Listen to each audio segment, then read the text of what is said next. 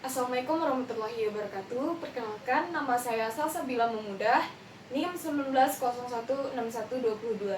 Saya berasal dari Prodi Pendidikan Bahasa Indonesia, Fakultas Bahasa dan Seni Universitas Negeri Padang. Baik, pada hari ini saya akan menganalisis struktur yang ada pada beberapa teks. Nah, pada teks yang pertama, saya mengambil teks laporan hasil observasi. Seperti yang kita ketahui, teks laporan hasil observasi adalah teks yang menjabarkan atau melaporkan sesuatu tentang pengamatan observasi. Nah, dalam teks laporan hasil observasi ini ada 3 struktur. Nah, yang pertama itu ada definisi umum. Definisi umum ini adalah definisi atau penjelasan secara umum tentang sesuatu yang akan kita bahas, atau ini juga termasuk bagian pembuka. Nah, yang kedua ada deskripsi bagian. Deskripsi bagian ini menjelaskan tentang sesuatu secara rinci yang akan kita bahas, dan ini termasuk ke dalam bagian isi. Nah, yang ketiga ada deskripsi manfaat. Deskripsi manfaat ini ada kita membahas tentang manfaat dari teks laporan hasil observasi yang telah kita buat. Ini adalah bagian penutupnya. Nah, sesuai dengan struktur yang ada, saya sudah membuat teks laporan hasil observasi yang berjudul Cintai Lingkungan. Saya sudah membuat teks tersebut berdasarkan struktur yang sudah ada. Yang kedua ada teks eksposisi. Seperti yang kita ketahui, teks eksposisi adalah karangan yang berisikan sejumlah pengetahuan atau informasi. Dalam teks eksposisi ini ada 3 struktur yang harus kita perhatikan. Yang pertama ada pendapat atau tesis. Pendapat atau tesis ini berisi tentang pendapat-pendapat yang dikemukakan oleh penulis. Nah, yang kedua ada struktur argumentasi. Struktur argumentasi ini berisi tentang argumen-argumen atau alasan penulis tentang suatu pernyataan yang mendukung. Nah, yang ketiga ada penegasan ulang.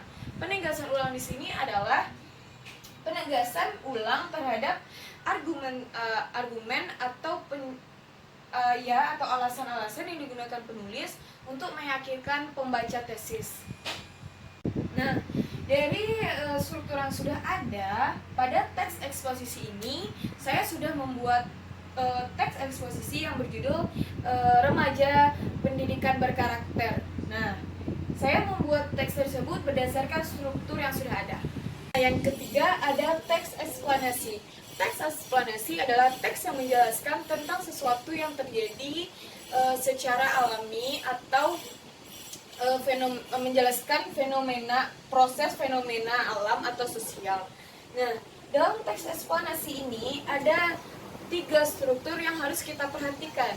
Yang pertama ada struktur pernyataan umum. Struktur pernyataan umum berisi tentang informasi singkat tentang yang akan kita bahas, fenomena yang akan kita bahas. Nah, yang kedua ada deretan penjelasan. Di dalam deretan penjelasan ini kita akan menjelaskan tentang fenomena atau peristiwa yang akan kita jelaskan.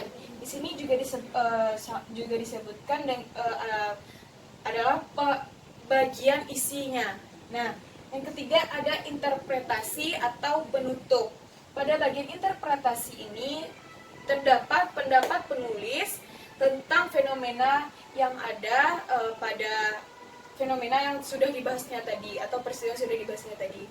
Pada bagian ini boleh ada dan boleh tidak. Nah, pada teks eksplanasi ini saya sudah membuat teks eksplanasi yang berjudul Tsunami. Saya membuatnya sudah berdasarkan 3 struktur yang sudah ada. Nah, yang keempat ada teks cerita fabel. Teks cerita fabel adalah cerita atau teks yang menceritakan tentang kehidupan hewan yang berperilaku seolah-olah seperti manusia. Teks fabel ini biasanya tidak nyata. Nah, pada teks fabel, cerita fabel ini ada strukturnya, ada 4 strukturnya. Yang pertama ada orientasi. Struktur orientasi ini adalah struktur pengenalan. Yang kedua ada komplikasi. Komplikasi ini adalah masalah yang terjadi pada teks tersebut. Nah, Yang ketiga ada resolusi. Resolusi ini adalah solusi dalam memecahkan masalahnya. Nah, yang keempat adalah koda. Koda ini adalah perubahan terhadap tokoh dalam teks.